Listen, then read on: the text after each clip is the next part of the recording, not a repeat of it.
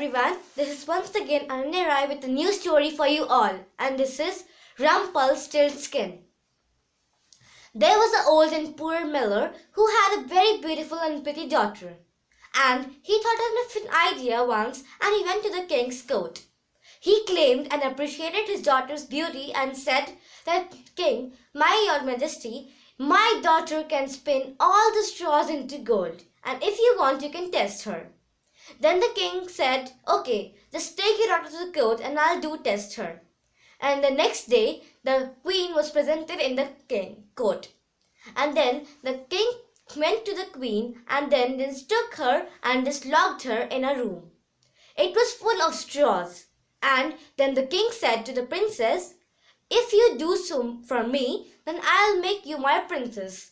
If you'll spin all the straws into gold, then I will be very happy and pleased to see you. And then he locked the princess into the room full of straws, and it was a very dark room indeed. And the king went. And the princess was very, very, very unhappy and disappointed with her father. And then she didn't know what to do next. She was very unhappy, and then she began to cry. As soon as she was crying, there was a dwarf appeared in front of her from nowhere. And then the dwarf said, can I spin all the straws for you into gold? Then the princess said in a happy mood, yes, please do it for me, or sir. Then the dwarf said, if I'll do so for you, then what you will give to me in return? Then the princess said, I'll give you my necklace in return if you spin all the straws into the gold. Then the dwarf did as he was told. He spun all the straws into gold.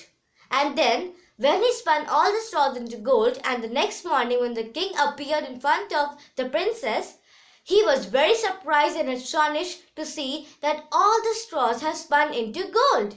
He was very happy and pleased and became greedy. And then he locked the princess into another big room which was bigger than previous, and it was full of straws. He said, spin all the straws into gold for me. Then the princess was again disappointed. She began crying once again, sitting in the corner of the room. And then once again the dwarf appeared in front of her. And then the dwarf said, what you will give me if I spin all the straws into gold? Then the princess said, I'll give you my gold ring if you do so. And she gave her gold ring to the dwarf. And then the next morning, dwarf spun all the gold, and then when the king appeared in the front of the princess the next morning, he was again surprised to see that all the straws, even not a single straw was left to spin in the gold. And then the king decided to do something else.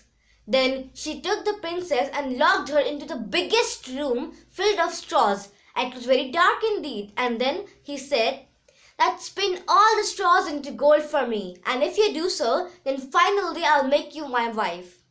And then the princess again began to cry, and the dwarf appeared in front of her. The princess said to him, sir, I don't have even a single pin to give it to you. What shall I do? Please help me. And the dwarf said, okay, this time I'm helping you out. But you promise me that if I spin all the straws into gold, then you will give me your firstborn child when you will marry the king. Then the princess said, okay. And then the dwarf spun all the straws into gold. Then when all the straws were spun into the gold, the king was very surprised and very pleased with the princess. He married the princess. And after not a very few years, they had given birth to a child. And then when once princess was in the balcony with her child in the evening, the dwarf appeared in front of her. And then he said, give me your child, princess. At once I said. And then the princess had totally forgotten about the promise. And then she begged and cried in front of the dwarf and said, please do spare my child for me. Please do some mercy on me. And then the dwarf said, okay, I'll not take your child if you guess my real name. The princess said, okay. And the dwarf said, I am giving you 3 days at least to guess my real name. And then the dwarf disappeared everywhere they didn't know.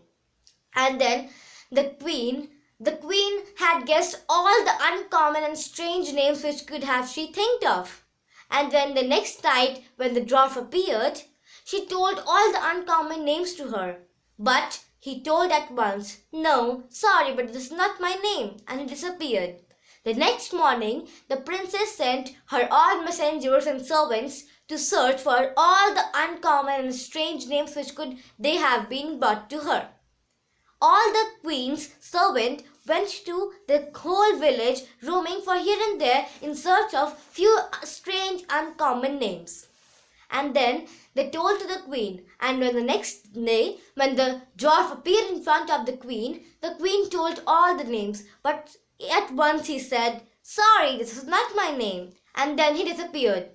And when once upon a time, when the servant was roaming in the forest, he went deep into the woods and found, in his astonishment, he found that the dwarf was dancing in front of the fire and singing mercilessly. And when the servant of the queen overheard the dwarf, then see that overhearing was that the dwarf was singing a song. "Oh, I'll take the queen's baby and no one will know my name. No one will know Rapunzel my name is." And then the servant went to the rush to the queen and told the name. And on the next day, when the dwarf appeared, he said, "Do you surrender? Shall I take your baby? Do you give up?" Then the queen just a smile and said, "No. Is your name Harry or Bijingman or some other?" Then that dwarf said, "No, it isn't my name." Then the queen said, "Is your name Rumpelstiltskin?"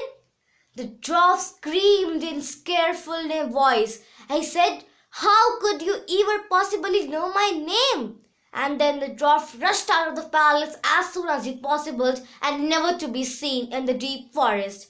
Then the queen and the king lived happily with their child. If you loved my video, please subscribe and share. Thanks.